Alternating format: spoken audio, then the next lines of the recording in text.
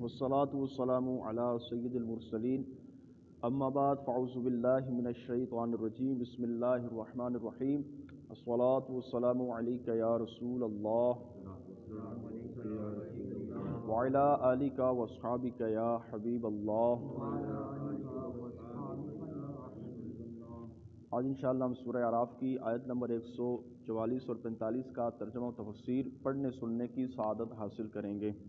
اعوذ باللہ من الشیطان الرجیم بسم اللہ الرحمن الرحیم قال یا موسیٰ انی اصطفیتک علی الناس برسالاتی وبکلامی فخذ ما آتیتک وکن من الشاکرین۔ ترجمہ کنز العرفان، اللہ نے فرمایا اے موسیٰ، میں نے اپنی رسالتوں اور اپنے کلام کے ساتھ تجھے لوگوں پر منتخب کر لیا، تو جو میں نے تمہیں عطا فرمایا اسے لے لو اور شکر گزاروں میں سے ہو جاؤ۔ اللہ تعالیٰ نے حضرت موسیٰ علیہ السلام کو دیدار کے مطالبے پر منع فرما دیا تھا۔ اس آیت میں حضرت موسیٰ علیہ السلام پر کیے گئے انعامات کو گنوا کر انہیں تسلی دیتے ہوئے شکر کا حکم دے رہا ہے کہ اے پیارے موسیٰ، جو تو نے ہمارے دیدار کا مطالبہ کیا، اگرچہ تو ہمارا دیدار نہیں کر سکا، لیکن اس کے علاوہ ہم نے تم پر اور تو عظیم و شان نعمتیں کی ہیں۔ فرمایا ایک ہی نعمت تمہیں دیدار والی نہیں دی، اور تو بہت ساری نعمتیں دی ہیں، تو فرمایا ان نعمتوں کو یاد کر کے اپنے رب کا شکر ادا کرو۔ گویا اللہ تعالیٰ نے اس دن سے ارشاد فرمایا اے موسیٰ، دیدار کا مطالبہ کرنے پر اگرچہ تجھے منع کر دیا گیا، لیکن میں نے تمہیں فلاں فلاں عظیم نعمتیں تو عطا فرمائی ہیں، لہذا دیدار سے منع کرنے پر اپنا سینہ تنگ نہ کرو۔ تم ان نعمتوں کی طرف دیکھو جن کے ساتھ میں نے تمہیں خاص کیا۔ میں نے تمہیں اپنی رسالتوں کے ساتھ لوگوں پر منتخب کر لیا، اور تمہیں مجھ سے بلا واسطہ ہم کلامی کا شرف عطا ہوا، جبکہ دیگر انبیاء کرام سے فرشتوں کے واسطے سے کلام ہوا۔ فرمایا موسیٰ، یہ بہت بڑی نعمت ہے کہ جو میں نے ڈائریکٹ تیرے ساتھ کلام کیا ہے۔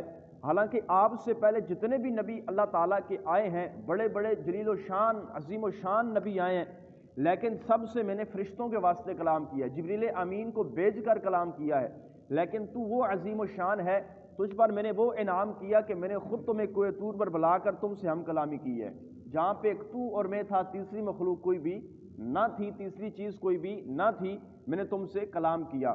تو فرمایا یہ ہم نے آپ کو جو مقام دیا، ڈائریکٹ آپ سے کلام کیا، جبکہ پہلے نبیوں سے ہم نے اس طرح کلام نہ کیا، تو اس نعمت کو یاد کر کے اللہ تعالیٰ کا شکر ادا کرو۔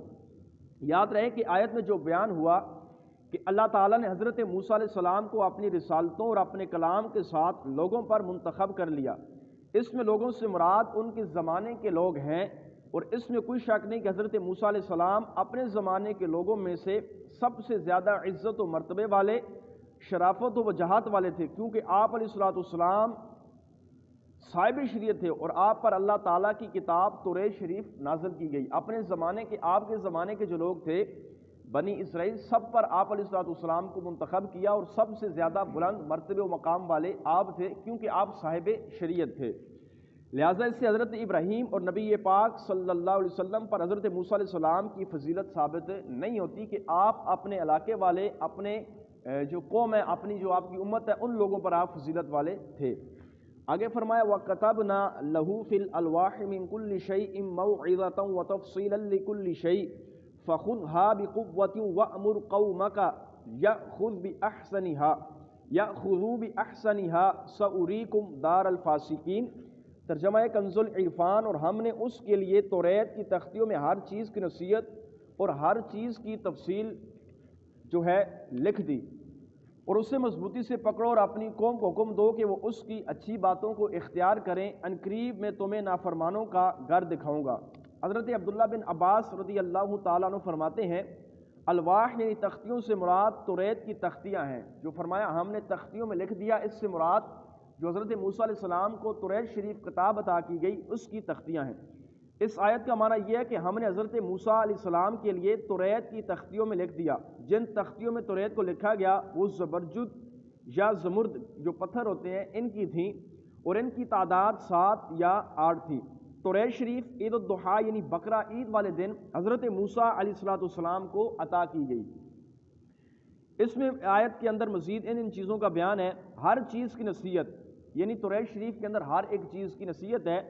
اس سے مراد یہ ہے کہ حضرت موسیٰ علیہ السلام اور ان کی قوم کو اپنے دین میں حلال و حرام اور اچھی اور بری چیز سے متعلق جن احکام کی ضرورت تھی وہ سارے کے سارے اللہ تعالیٰ نے توریت شریف کے اندر بیان کر دیے۔ آگے فرمایا ہر چیز کی تفصیل توریت شریف کے اندر ہے۔